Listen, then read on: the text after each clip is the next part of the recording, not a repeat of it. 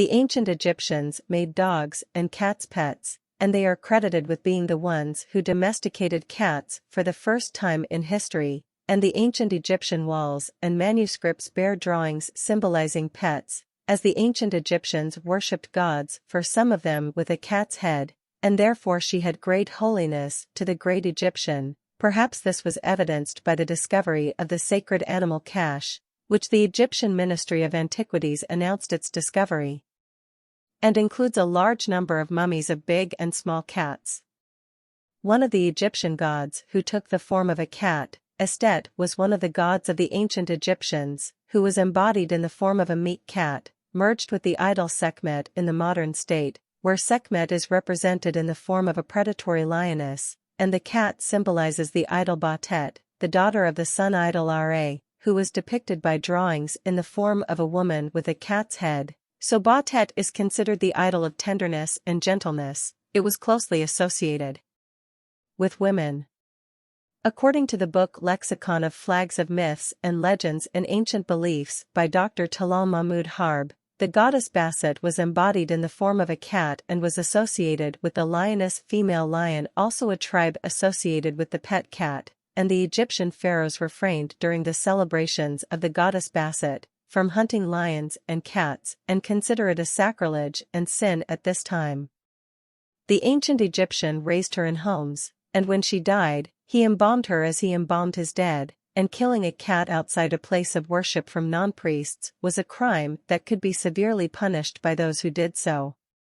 According to a number of historians, the ancient Egyptian had a very special relationship with animals, especially cats, which is like killing a cat in ancient Egypt, that it is punishable by death, even if this killing is wrong. Historian Diodorus Siculus tells about the story of a Roman man who accidentally killed a cat in Egypt, so people pounced on him and killed him, although the king personally intervened to try to save him, fearing the possible breakdown of diplomatic relations with Rome and entering into a war with it, but the people did not care either about the king's fears or the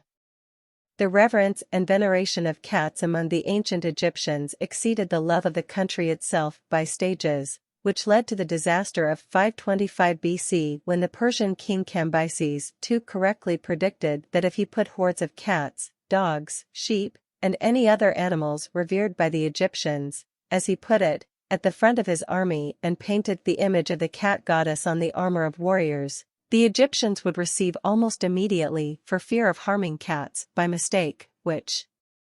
happened in the text. And the disastrous battle of Pelusium, the king deliberately insulted and humiliated the Egyptian people and army by killing cats in front of them and declaring his contempt for them for handing over the country without resistance out of fear for worthless animals.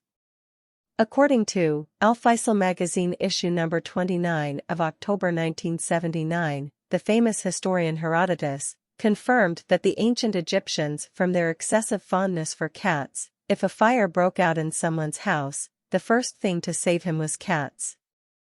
The Roman writer Cicero says that not a single Egyptian has ever heard of killing a single cat, and that if one of the Roman rulers dared to kill a cat or hurt him, it is inevitable that such a ruler would die at the hands of the angry Egyptian masses, but if the cat died a natural death, the people of the house that sheltered him should remove their eyebrows as a declaration of mourning for him.